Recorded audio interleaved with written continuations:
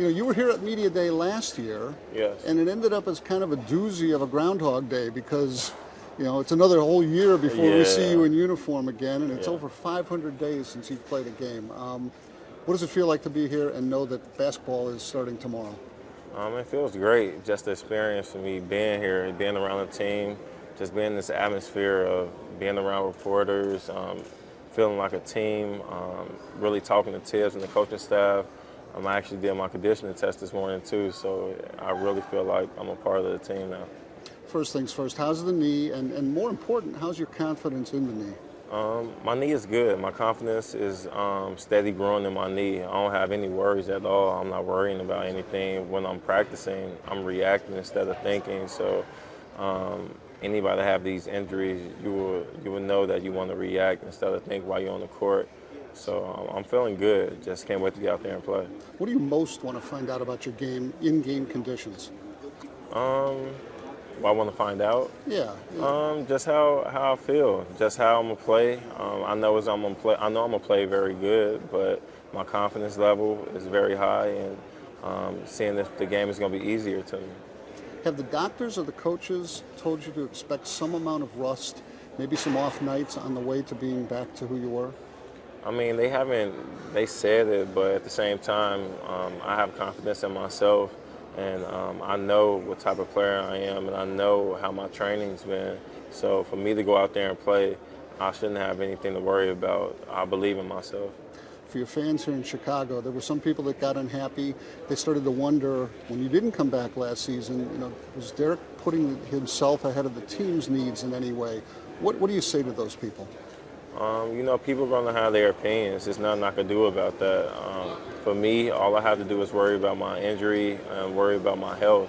Of course, I could have came back, but if I would have came back and I wasn't the same player, they would have been talking even bad about me. So I knew that that was a concern, and I knew that getting back to my old self was my biggest concern. So I had to think about myself and kind of be selfish with it. Tell me one or two things specifically that you missed about the game of basketball, the NBA brand of basketball, while you were out.